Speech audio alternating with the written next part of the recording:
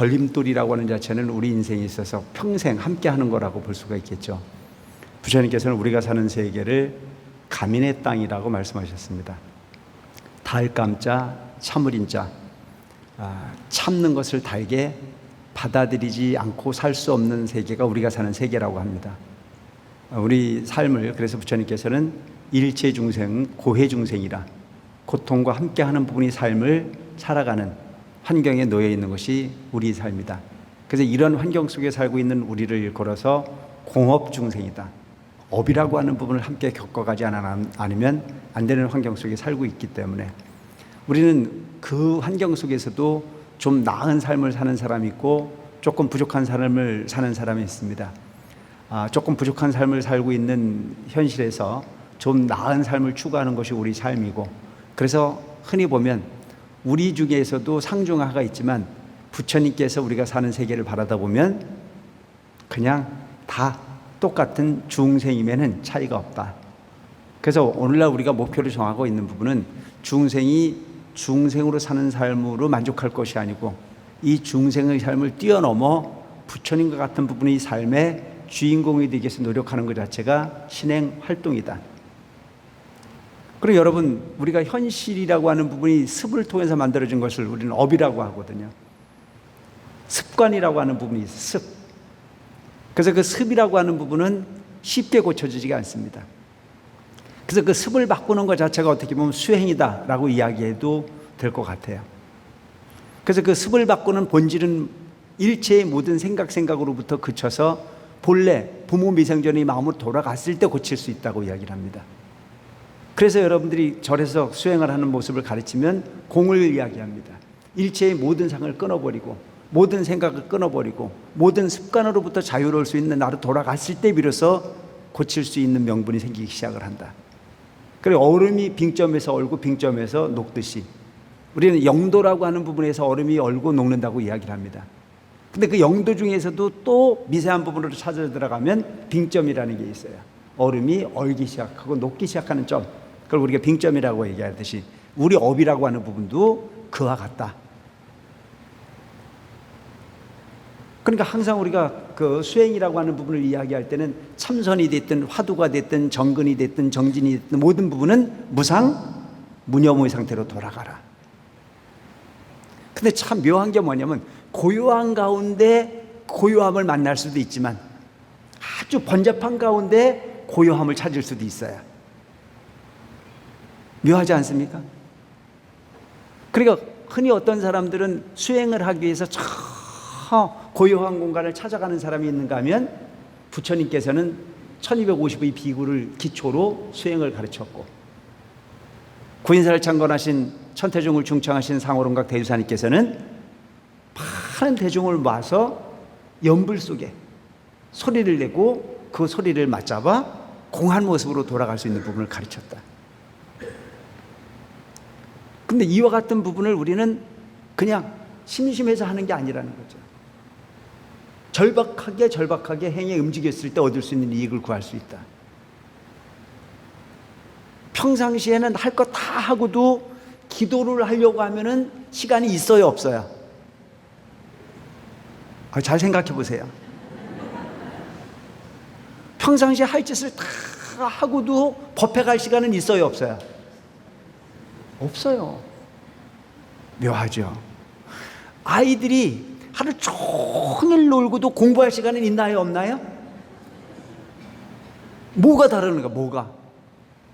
아이들이 방학이 돼서 열심히 뭐 여러 가지를 부분을 경험을 하고 체험을 하고 하는 것도 좋은데 문제는 그 아이들에게 공부하라 그러면 시간이 있대, 없대?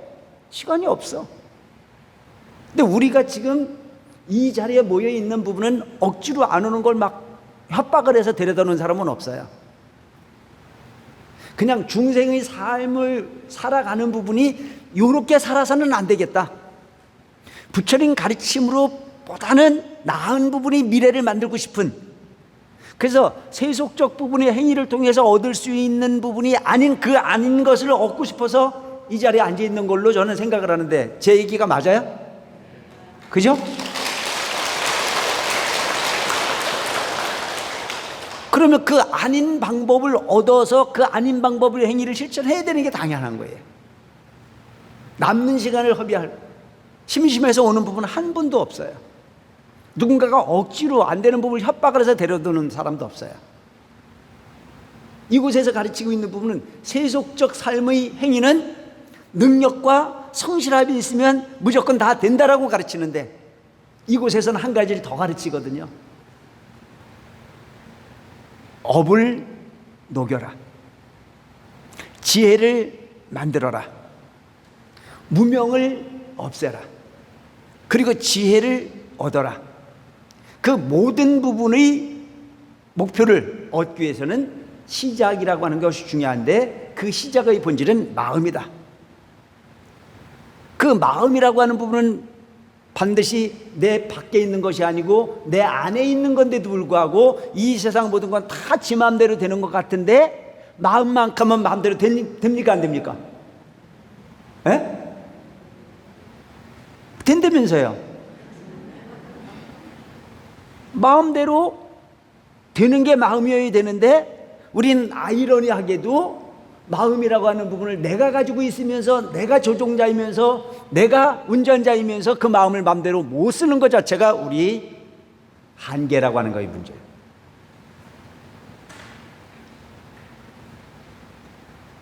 마음이라고 하는 본질이 내 밖에 있지 않아요. 내 안에 있어요.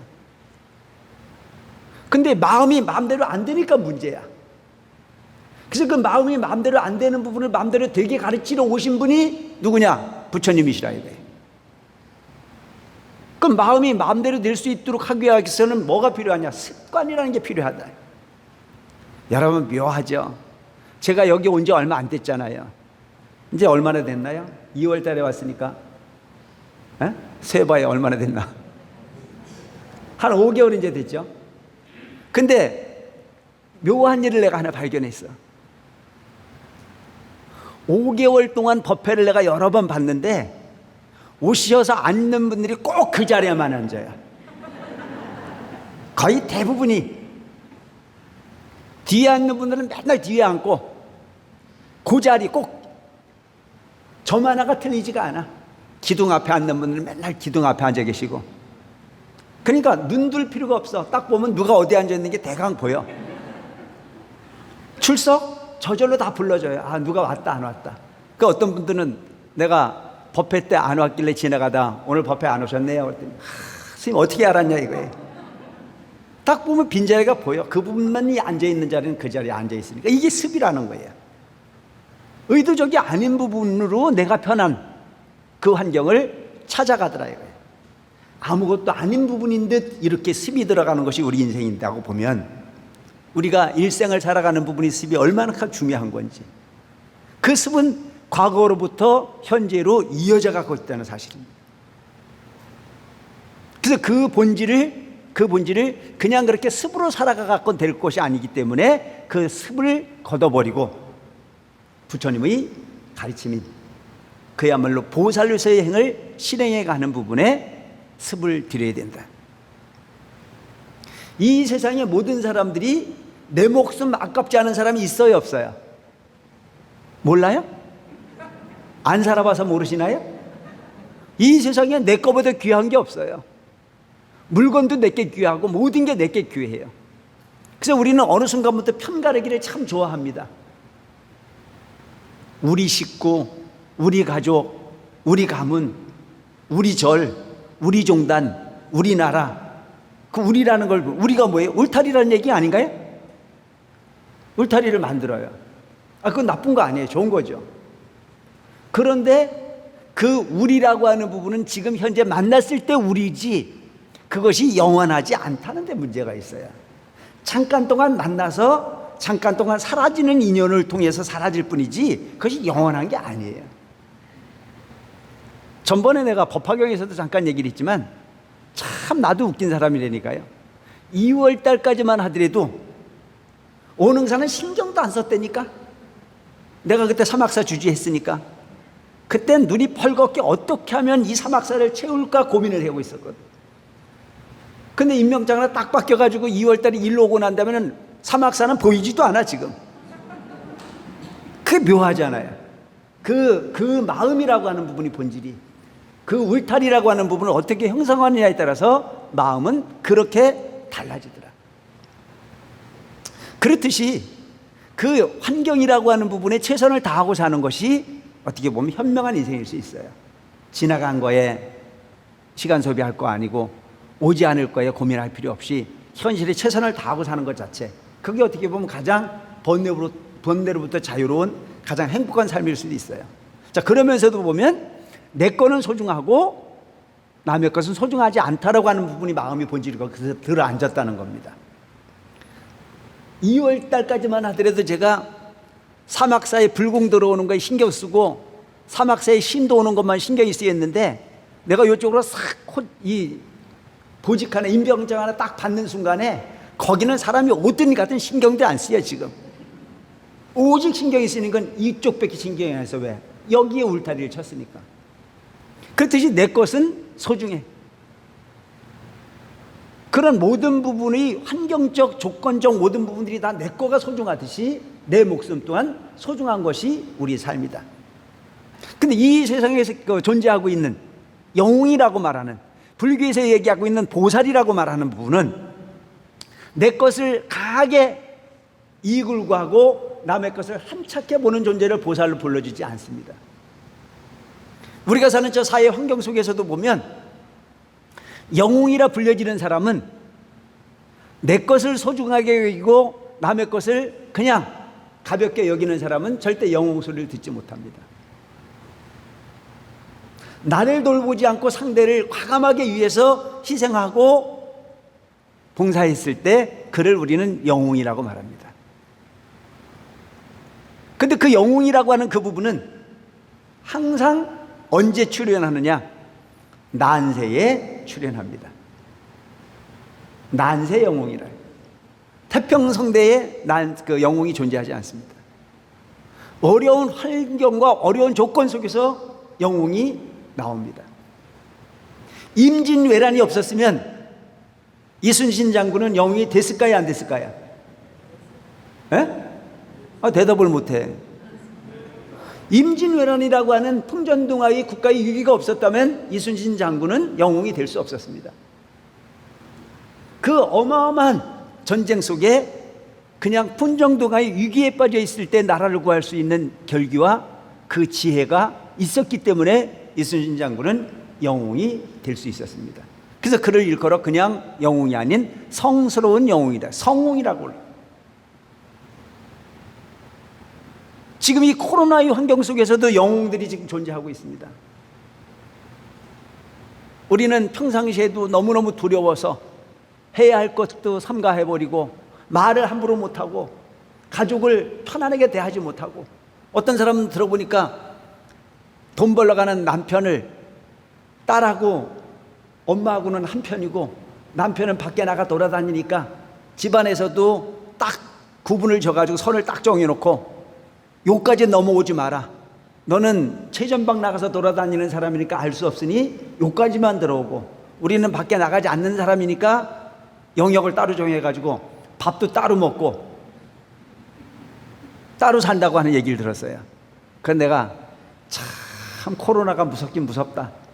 이렇게 가족까지도 다 갈라놓고 이웃까지도 다 갈라놓고, 우리 지금 원흥사 같은 분위기만 봐도 코로나 때문에 응치르고 있는 분들이 얼마나 많은지 몰라요. 그래 자유롭지 못한 거죠. 근데 이런 환경 속에서도 영웅은 많이 존재하더라고요. 저 뜨거운 환경 속에서 그 코로나를 검체를 하기 위해서 애쓰는 많은 의료인들을 보면 참 너무 고맙지 않습니까? 그들이 영웅이에요. 내 목숨 아깝지 않은 사람이 어디 있어요? 그렇지만 그 부분을 그렇게 해낼 수밖에 없는 부분이 환경, 그들을 영웅으로 만들더라. 팬데믹이라고 하는 이 어마어마한 위기 상황이 빠지지 이렇게까지 소위 고통받기 전에는 그 의료인들이 그렇게 소중한지 몰랐어요. 그러니까 누군가의 실험실에서 실험을 하는 그 하나의 과학자가 우리들을 살릴 수 있는 어마어마한 영웅이라고 하는 것을 알게 합니다. 며칠 전에 보니까 저 하만이라고 하는 곳에서 어린아이들이 물놀이를 하다 세 명이 빠져 죽을 수밖에 없는 위기 상황에 있을 때 어느 분이 자전거를 타고 가다가 집어내 뿌리고 아이들을 건져냈다. 근데 그가 이야기하는 모습을 보면 재미있어요. 아무 생각 없이 몸이 시키는 대로 했다. 근데 내가 볼 때 그분 말은 잘했는데 어떻게 몸이 시켰겠어요? 마음이 시켰으니까 갔겠지. 응? 몸이 시키는 대로 했다라고 하는 얘기를 하는데 그분은 아무 생각 없이 했다라고 하는 얘기를 하지만 그분은 그 순간에 마음에 뭐가 자비심이 올라왔겠죠. 내 딸들이 소중하듯이 저 어린 생명들이 얼마나 소중한 생명인가를 불러일으키고 그냥 마음과 몸이 하나가 돼서 희생을. 그래서 영웅, 그런 분들이 영웅이에요. 영웅이. 어저께 제가 김해 해성사 법회를 보러 가는데 가다가 라디오를 좀 한번 딱 틀었는데 트자마자 뭔 내용이 나오냐면 이 세상의 영웅에 대한 이야기가 나와요. 천마총, 경주 천마총 앞에 4차선 도로가 있는데 어느 노인이 신호등을 보고 건너가다가 어르신이 걸음이 빠르지 못해서 중간 정도 갔을 때 신호가 바뀌었다. 차들은 뭔지 모르고 위험스럽게 차가 오고 하는 모습을 어떤 젊은 청년이 보고 가다가 차를 세워놓고 그 어르신을 양쪽에 오는 차를 통제를 해서 안전하게 건너드리고 아무 일 없었던 듯 차를 몰고 가는 모습에 감동을 받았다. 그런 내용이 막 이렇게 소개가 되죠. 그런 게 영웅이고 그게 보살이에요. 내 어머니만이 어머니가 아니고 내 아버지만이 아버지가 아닌 세상에 존재하는 연세 높으신 모든 어른을 내 부모로 바라다보고 평생을 자유롭게 썼던 그 몸이 연세가 들어 자유롭게 움직이지 못하는 환경 속에서의 그 신호등이 바뀐 그 환경의 두려움, 해보지 못한 사람은 이해가 안 될 거예요. 얼마나 두렵겠습니까? 총알같이 날아오는 차들이 연락부조를 하고 그들은 신호를 지켰다는 자신감으로 속도를 내고 있을 때 섬처럼 갇혀있는 한 노인은 횡단보도를 건너지 못해서 두려움에 떨고 있을 때 그의 안전을 도모하기 위해서 바쁜 길을 갔던 청년이 차를 멈추고 그를 안전하게 건너드리고 갈 수 있는 그 마음, 그게 보살이에요. 관세음보살이 궁금하세요? 꿈속에 만나는 관세음보살만 관세음보살이 아니고 바로 그와 같은 행위 현장을 눈으로 목격하는 그 순간에 관세음보살이고 관세음의 모습이 그러다라고 하는 사실을 우리가 알고 갈 필요가 있습니다. 천백억하신 서가모니 무리여 천수천왕 관세음보살이라고 하는 건 우리가 입으로 많은 이야기를 하면서 꿈속에 보는 부처님만 부처님이고 현실 속에 만나는 부처를 부처로 알아보지 못하는 우리야말로 어리석은 존재가 아닐까 싶은 생각을 합니다. 우린 적어도 이제는 영웅을 영웅이라고 말하고 보살을 보살이라고 말할 수 있는, 그래서 영웅을 알아보고 보살을 알아볼 수 있는 지혜로운 원흥사 불자들이 됐으면 좋겠다는 생각이 듭니다. 바로 이 더운 뜨거운 날에 부처님의 법문을 듣기 위해서 애쓰고 있는 많은 불자들을 위해서 그냥 에어컨 앞에 있어도 덥고 선풍기 앞에 있어도 더운 이 환경 속에서 이름 석자 알려지지 않는 그 환경, 누가 알아주지 않는 그 환경이지만 저 뜨거운 부엌에서 식사를 위해서 애쓰고 있는 그분들이 관세음보살이에요. 여러분, 관세음보살을 고정되어진 어떤 환경의 관세음보살을 만나려고 자꾸 생각하지 말고 그 누군가가 보이지 않는 곳에서 나를 위해서, 모두를 위해서, 진리를 위해서 애쓰고 있는, 그래서 그것이 희생으로 존재한다면 그것까지도 관세음보살을 읽어줄 수 있는 부분이 분위기가 만연한다면 우리 원흥사는 정토고 이곳이 정토로 가는 길이며 이곳이 서울대학보다 훨씬 가치 있는 정신적 가르침을 주고받을 수 있는 도량이 될 거라고 저는 생각을 합니다. 정말 대단하지 않습니까?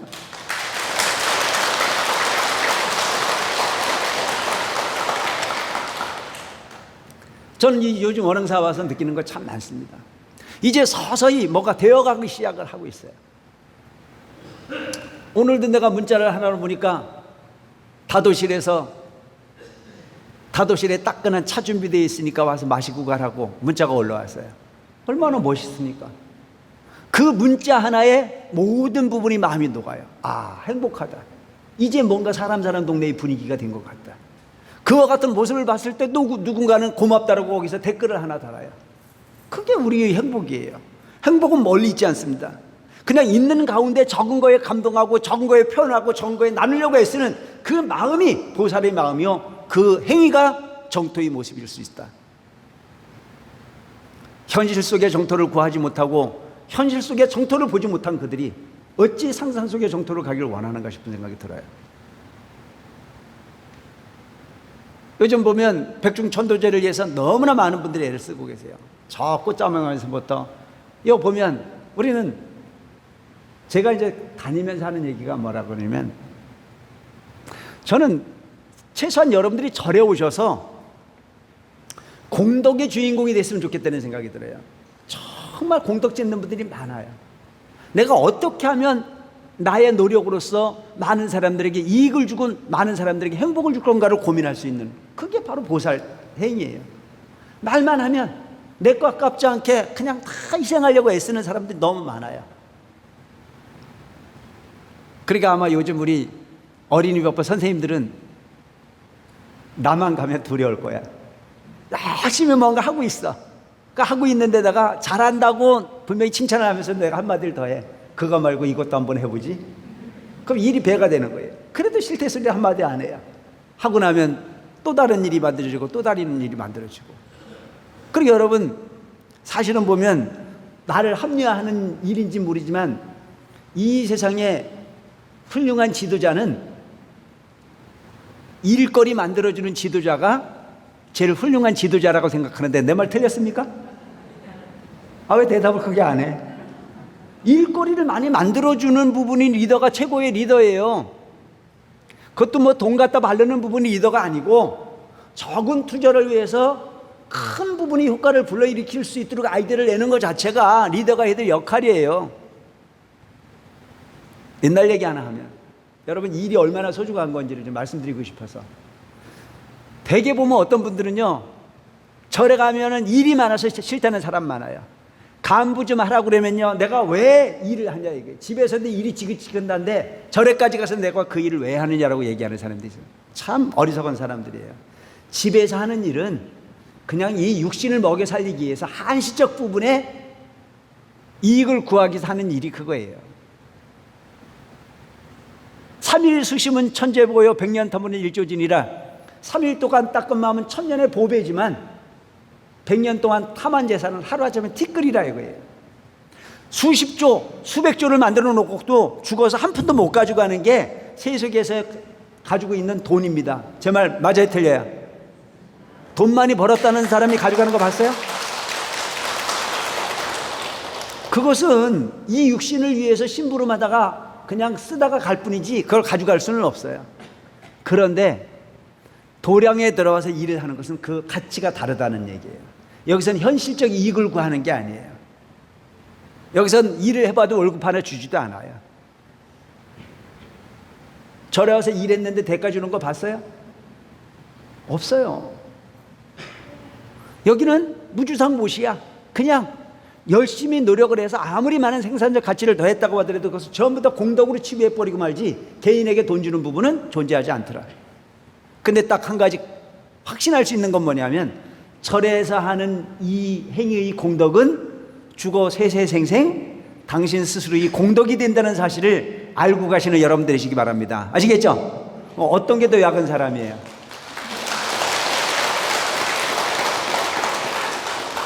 어떤 게 더 약한 건지 알 수 있잖아요. 그래서 어떤 분들은 그 이치를 아는 분들은 저한테 그래요. 스님, 평생 살면서 당신이 삶을 돌이켜봤을 때 가장 보람되어졌던 순간은 스님하고 내가 절주일 때 8년 동안 일한 겁니다. 10년 동안 일한 겁니다 라고 말하는 사람 많아요. 그들은 개인 돈 써가면서 절에 와서 봉사했어요. 그리고 나서도 그들이 하는 이야기가 가장 보람되어진, 가장 힘든 시간이긴 했지만 가장 보람된 일이었다고 얘기를 합니다. 한번 여러분 입장 바꿔 생각해 보세요. 출가하신 스님들이 대가를 바라고 지금 출가에 살고 있는 건 아니지 않습니까? 출가해서 사는 스님들은 전부 다 그럼 머리가 빈 사람들인가요? 아니에요. 훨씬 더 욕심이 많은 사람들이에요. 목표가 훨씬 큰 사람들입니다. 그럼 우리가 스님들이 여러분들에게 이야기하는 부분은 뭐냐면, 그만큼 공덕의 기회를 크게 준다는 얘기거든요. 사실은 간부라고 하는 자리를 하나 가지면은요, 지은 것도 없이 참 스님 눈치 봐야 되고 참 웃기지도 않아요. 뭐 그럴 필요는 없는데도 어쨌든 열심히 했는데도 불구하고 잘했다는 얘기를 하기보다는 잘못한 거에 맨날 지적당하고 맨날 혼나고 그러거든요. 근데 그 부분을 잘 받아들이면 돼요. 아, 이것이 전체를 끌고 가는 내가 리더이기 때문에 이런 얘기를 듣지, 내가 그 리더가 아니라면 이런 얘기를 들을 필요도 없겠죠. 내가 지나가는 평신도에게 당신은 왜 그것밖에 못하느냐고 한 번도 내가 얘기해 본 적이 없어요. 그래서 일반 신도들은 나를 좋아해. 왜? 내가 잔소리 안 하니까. 내가 지적할 것도 없잖아. 그냥 만나면 그냥 웃는 낯빛으로 그냥 보내주면 돼. 근데 우리 간부라고 이름 지어 있는 사람들한테 나한테 시간 나면 나한테 많이 혼나. 왜 그것밖에 안 됩니까? 이렇게도 할 수 있는데 저렇게도 할 수 있는데. 사실은 여러분, 뭔가를 지적당하고 뭔가를 지시하고 주고받는 관계가 되면 그만큼 책임의 영역이 커지는 거요. 그 커지는 것만큼 공덕의 기회도 커진다라고 하는 사실을 알고 갔으면 좋겠다는 생각이 듭니다. 그래서 저는 가는 곳마다 일 만든다고 이야기를 많이 듣고 살아요. 제가 일을 참 많이 만드는 사람 중에 하나예요.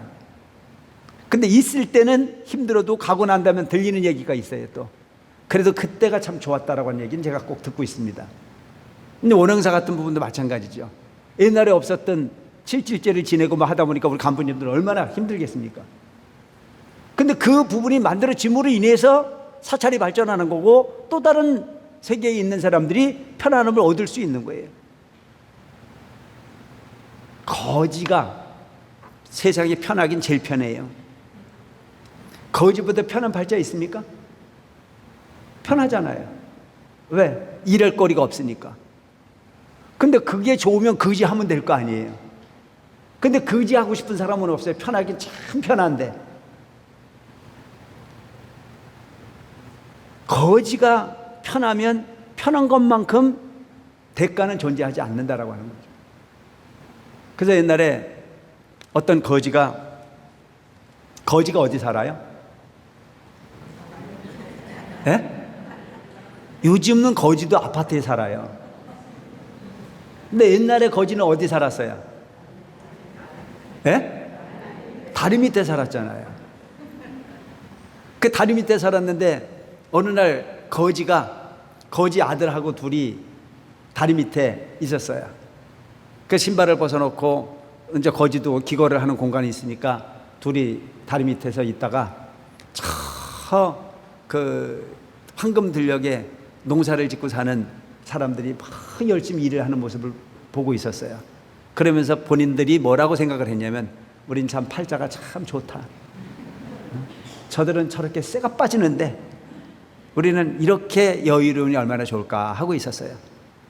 그 순간에 그 황금들녘에서 탈곡을 해가지고 벼를 말리고 정신없이, 그러니까 가을철에 그 농사의 환경을 보면 하루 벌어서 열을 먹는다 그러지 않나요? 소출이었던 그런 환경. 근데 그렇게 열심히 사람들이 땀을 흘려서 일을 하고 있는데 이 거지 부자는 다리 밑구녕에 들어앉아가지고 참 우리보다 좋은 팔자가 없다고 팔자 타령을 하고 있는 상황인데, 하필이면 먹구름이 몰려와가지고 소낙비가 내려 때리니까 그 황금들녘에 널어놨던 그 모든 곡식들을 갈무리를 하냐고 평상시도 바빴는데 더 바쁘게 난리를 쳤어요. 그러니까 거지 부자가 그들 이래 쳐다보면서 이제 소나기가 쏟아지기 시작을 하니까 신발만 탁 들여놓으면 끝이잖아요. 그러니까 거기서 그 거지 아버지가 거지 아들한테 이야기를 하더랍니다. 야, 이놈아, 너는 복받은 줄 알아라. 만약에 네가 저 사람들 집에 가서 애들 자식으로 태웠으면 지금 쇠가 빠질 텐데, 복 많게도 내 자식으로 태워가지고 신발장만 들여놓으면 되는 편리한 삶을 살고 있으니 그 복이 누구 복이냐? 내 복이니 네가 내 자식으로 태웠기 때문에 그런 복이 있더라라고 하는 얘기를 하더랍니다. 부러우세요? 하나도 안 부럽죠? 바로 오늘날 우리가 삶을 살아갈 때, 우리가 종교라고 하는 부분도 이야기할 때 그렇게 생각하는 사람이 많아요. 절에를 안 가면 지킬 게 없잖아요. 하필이면은 구인사를 다녀가지고, 하필이면 원흥사를 와가지고, 그 흔하디 흔한 계란도 못 먹게 하고, 그 흔하디 흔한 닭고기도 못 먹게 하고, 그럼 어떤 사람은 나한테 와가지고 따지는 거예요. 요즘 같은 세상에 닭고기를 못 먹게 하면 우리 애는 그 영양식을 뭘 주란 말이냐고 막 따져요, 나한테. 내가 살아보니까 난 닭고기 안 먹어도 아무 문제 없던데 왜 그걸 꼭 그걸로 먹어야 되느냐고. 그거 아닌 딴 게 있는데도 불구하고. 여러분, 절에를 안 다녔으면 요즘 가장 인기 있는 게 뭐예요? 얼마나 영양식이 많아요. 근데 좋은 거는 하나도 못 먹게 해요. 절에 다니다 보면 닭고기도 못 먹게 하지, 개고기도 못 먹게 하지, 다 못 먹게 해. 그런데 먹으면서도 가슴이 철렁철렁 내려앉아. 그죠? 아니, 불안해 안 불안해? 나는 안 먹어도 우리 남편이 어디 가가지고 닭고기라도 먹고 왔다 그러면 가슴이 내려앉아 안 내려앉아? 내려앉아야 정상이지. 응? 그걸 당연히 먹으라고 얘기하면 그건 사랑이 없는 거야. 그걸 그렇게 내가 시키는데도 안 하고 왔을 때는 마음이라도 무거워져야 되는 거고, 그게 신심이지 뭐가 신심이라는 거예요. 뭘 통해서 뭘 지킬 건데요. 여러분, 지킬 수 있는 게 있다라고 하는 것은 하나건 복이라고 하는 생각을 가져가시기 바랍니다. 아시겠죠? 신앙 활동을 하기 때문에 우리가 계율이라는 걸 지키는 거예요. 계율이라는 자체는 궁극적으로 보면 상대를 위한 것처럼 생각하지만 우리는 닭을 위해서 닭고기를 안 먹는 게 아니에요. 개를 위해서 개고기를 안 먹는 게 아니야. 누구를 위해서 안 먹는 거야? 그래, 나를 위해서 안 먹는 거라니까.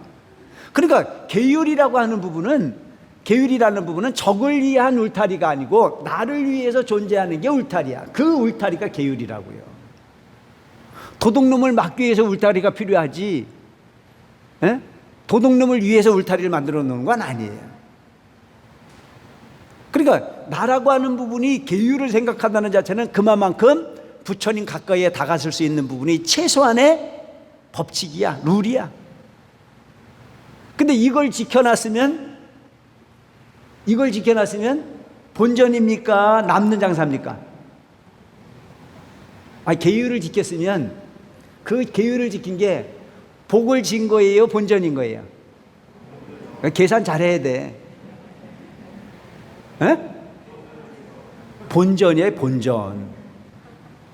계율을 지켰다는 자체는 본전이지 절대 그게 남는 장사가 아니야. 기본을 했을 뿐이에요.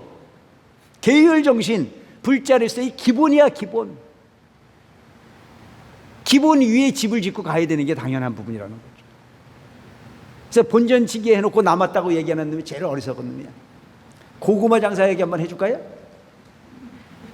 어떤 학생들이 고구마 장사, 군고구마 장사 동업을 했어. 군고구마 장사. 그 군고구마 장사를 하기로 해가지고 동업을 하기로 해서 군고구마를 이제 갖다 파는데 군고구마 하나에 100원이야. 근데 둘이 군고구마를 거놓고 있다 보니까 한 놈이 생각해 보니까 참 먹고 싶어. 그래가지고 100원짜리 가지고 있던 놈이 100원을 주고 군고구마를 상대방한테 주고 먹었어. 먹고 나니까 옆에 있는 놈도 또 먹고 싶어. 그래서 그놈한테 받은 돈을 갖고 그놈한테 주고 또 먹었어.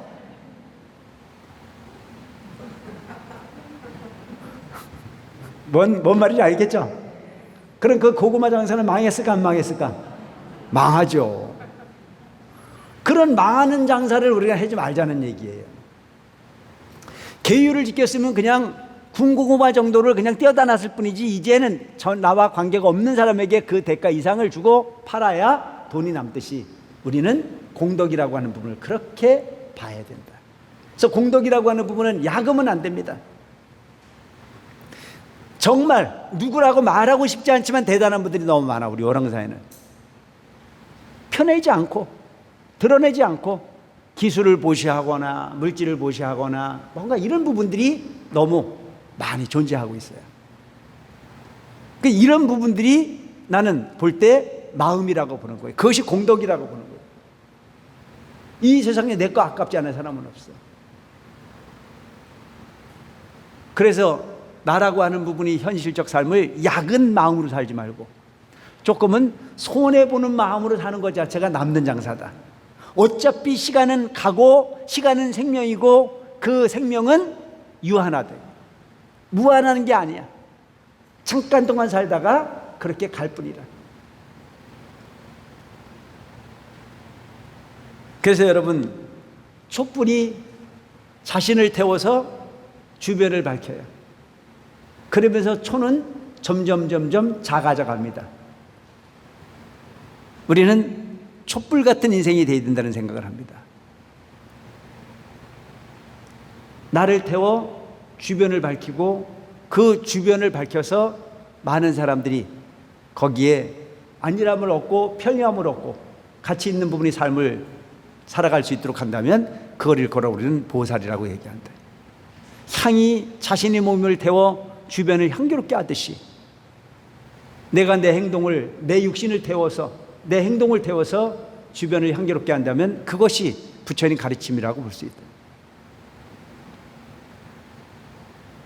일이라고 하는 부분이 여러분, 하고 싶은 사람은 없어요. 얕게 가지 말자. 저 시궁창에 들어가 있어도 절대 시궁창과 타협하지 않고 가장 깨끗한 모습으로 자신을 지켜가는 연꽃처럼 우리는 그런 인생이 되어야 되겠다. 여러분, 일이라고 하는 부분이 바로 이 세상의 공덕일 수 있어요. 어디서 하느냐가 중요하지 않습니다. 집에서도 형제지간에 살고 있어도 보면 열심히 자기 희생하는 사람은 인기가 있습니다. 근데 야근 고양이 밤낮 없이 와서 뺀질거리고 가면 절대 지가 편하지가 않습니다. 어차피 할 일이라면 내가 한다는 생각을 갖고 가는 사람이 인정받게 되어 있습니다. 저는 구인사에 살아보니까 그렇더라고요. 구인사에 한 500명 대중 스님들이 사는데 뺀질거리는 사람 치고 인기 있는 사람은 없어요. 어차피 할 일이라면 지가 해야 되겠다고 벗고 대드는 사람이 항상 그래도 인정받고 사는 게, 그게 그 세계의 모습이더라고요. 어디 가나 마찬가지일 거라는 생각이 듭니다. 옛날 얘기 하나 해드리고 시간이 이제 많이 갔네. 옛날 얘기, 재밌는 얘기 한번 할 테니까 한번 들어보세요.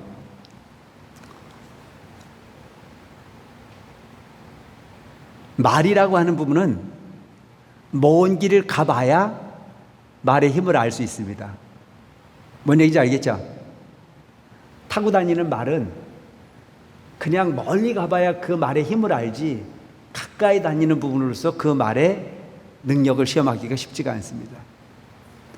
사람은 같이 살아봐야 그 마음을 알 수 있지, 잠깐 동안 만나면 다 좋은 사람인 것 같아요. 그래서 첫 번 만나가지고 좋다는 사람이 진정 좋을 수 없습니다. 몇 번 만나봐야 그 사람 속을 알 수 있어요. 우리 인생이 그런 거다 이거예요. 옛날에 노요라고 하는 부잣집 아들과 마력이라고 하는 그 집 종의 아들이 있었습니다.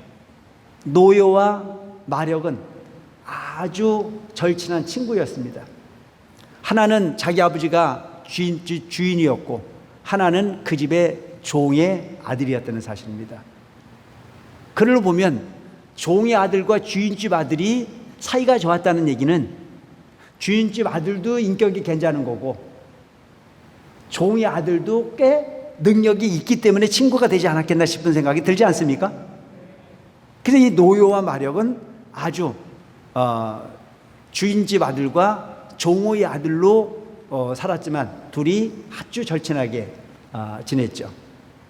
둘은 열심히 공부를 했고 아주 우애가 깊었습니다. 나이가 들어서 마력은 색시감을 구하는데 어려움이 없었습니다. 왜냐하면 공부도 잘했고 인간성도 괜찮고 그리고 부잣집 아들이었기 때문에 색시감을 구하는데 별 무리가 없었습니다. 근데 마력은 공부도 잘했고 성실했지만 가진 돈이 없어서 색시감을 구하기가 쉽지 않았답니다. 너무나 고민에 쌓인, 그래서 노요는 이미 결혼을 했고 마력은 색시감을 구하지 못해서 전전긍긍하다가 어느 날 색시감을 하나 구했는데 그 섹시하게 세줄 수 있는 폐물값이 없었습니다. 그러니까 옛날에는 폐물을 사줘야 결혼을 했지 않아요? 그 폐물값이 없으니까 결혼을 할 수가 없었어요. 그래서 하루는 이 마력이 노요에게 부탁을 했습니다. 노요 형, 나한테 돈을 몇 푼 꿔주시오. 내가 반드시 나중에 돈이 생기면 갚겠소. 내가 장가를 들려고 하는데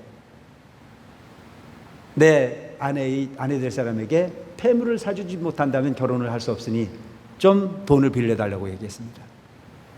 그러니까 노요가 뭐라고 얘기를 하냐면, 내가 너한테 돈을 빌려주마. 단지 조건이 있다. 결혼하는 그 아내를 3일 동안만 나한테 빌려달라. 그러면 내가 조건 없이 돈을 빌려주겠다. 근데 마력이 생각해보니까 막 피가 거꾸로 솟는데 이걸 친구라고 뒀나 싶은 생각이 들고 정말 배신감에 떨면서도 방법이 없었습니다. 그래서 노요와 약속을 합니다. 돈을 빌리는 대신 신혼 3일 동안은 내가 너한테 내 아내와 함께 보낼 수 있는 시간을 주겠다. 그리고 장가를 들었습니다. 장가를 들고 난 이후에 3일 동안을 자기 아내를 아내 방에 노요가 들어갈 수 있도록 양보를 했습니다.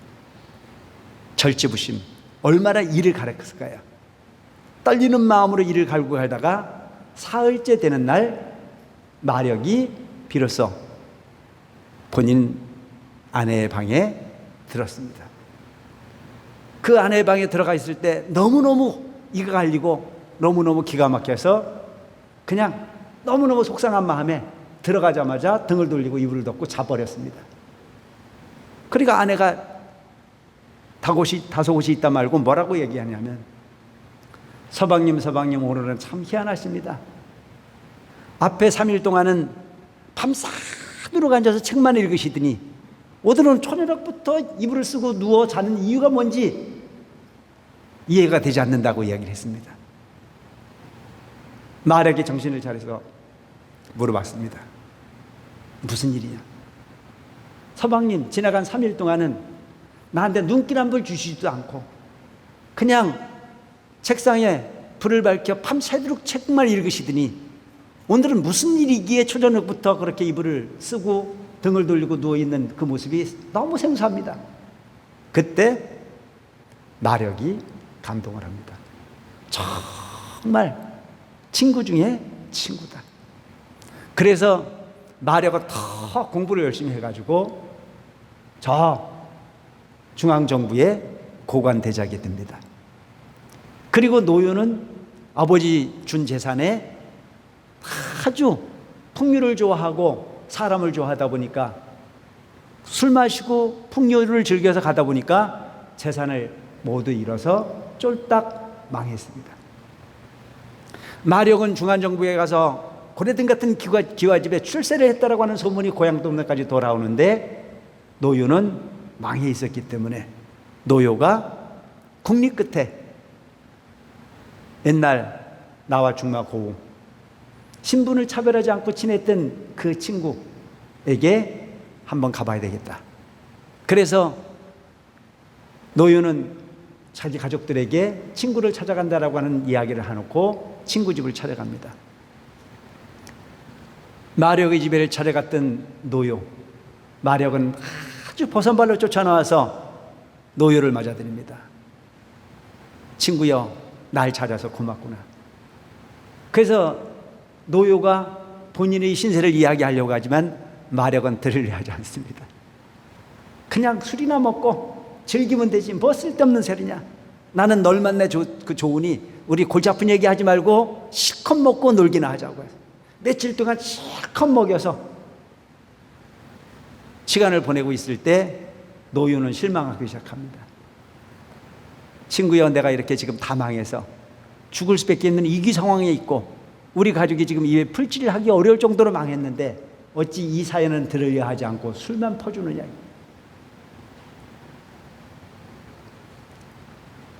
그때 노요는 너무너무 실망한 나머지 본인이 처지를 이야기하지도 못하고 이제 집으로 돌아가려고 발길을 돌립니다.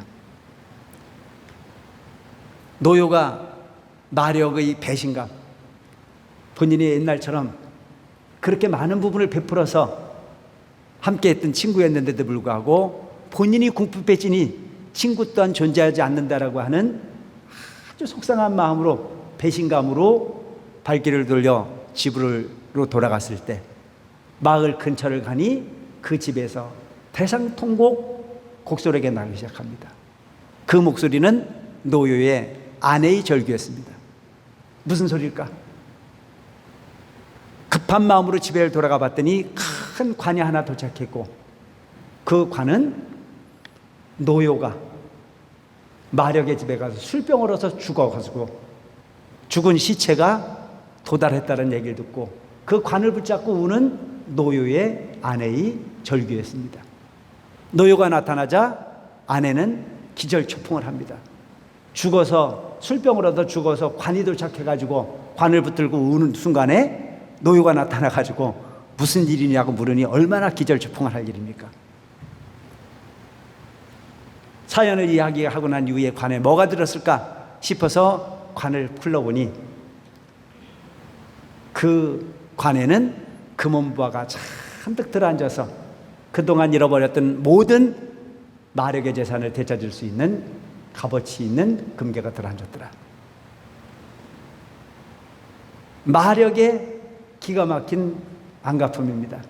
네가 옛날에 내 마누라를 갖고 장난을 쳤듯이 너도 한번 당해봐라. 그래서 친구의 그 가난한 환경을 그 자리에서 도와주지 않고 미리 관을 짜서 관에 금은보화를 담아 미리 집으로 보내주고, 훗날 노요가 도착했을 때 이미 그 아내가 실컷 한번 울고 난 이후에 기쁨을 맞이할 수 있는 부분의 장난스러움을 표현했던 부분이 일화가 전해지고 있습니다. 바로 노요와 마력 같은 부분의 삶. 사람은 겪어봐야 그 속을 알게 되어 있습니다. 믿음은 바로 그런 것입니다. 내가 진심을 다해서 노력을 하면 그 진심은 나를 배반하지 않습니다. 우리 불자들은 꼭 한 가지 알고 갈 답이 하나 있습니다. 내가 행한 부분은 기억하지 말고, 내가 행한 선은 절대 기억하지 말고 상대방에게 받은 선을 기억할 수 있는 지혜로운 불자가 되시기 바랍니다. 아시겠습니까?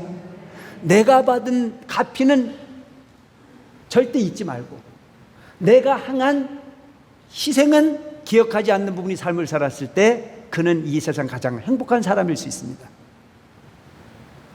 근데 우리는 인생을 거꾸로 살고 있습니다.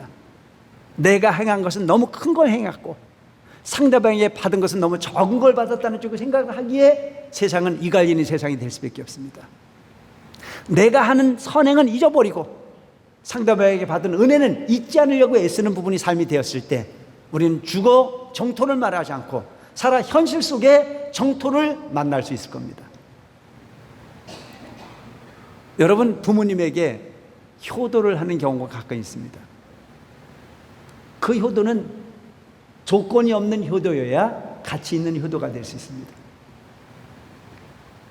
여러 자식이 있는 가운데서도 아주 부모님에게 지극정성 잘하는 그런 며느리와 그런 자녀들이 있습니다.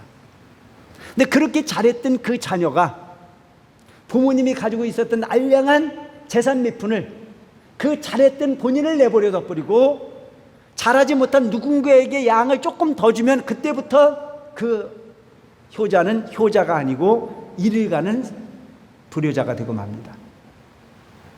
그는 진정한 효자였을까? 되물 필요가 있습니다. 그는 진정한 효자이기보다는 부모가 가지고 있는 알량한 재산을 노린 약탈꾼에 지나지 않습니다. 그 재산이 얼마가 됐든지 간에 내가 얼마를 했기 때문에 얼마를 받아야 된다는 생각을 하는 순간에 효자는 불효자로 바뀔 수밖에 없습니다. 그냥 나를 세상에 바꿀 때 있게 해준 부모이기 때문에 다 해야 된다는 마음만 가지고 살면 그는 영원한 효자일 수 있습니다. 영원한 효자로 사는 그는 그 부모도 행복할 것이요 효자 자신도 행복할 수 있을 겁니다. 마음을 어떻게 쓰느냐에 따라서 영원한 행복의 주인공이 될 수도 있고 영원한 불행의 주인공이 될 수도 있습니다. 오직 바깥 세상에서 답을 구하지 않고 내 마음으로부터 답을 구할 수 있는 지혜로운 우리 원흥사의 신대임들이 되어지길 바라면서 두서없는 본문을 맺겠습니다. 고맙습니다.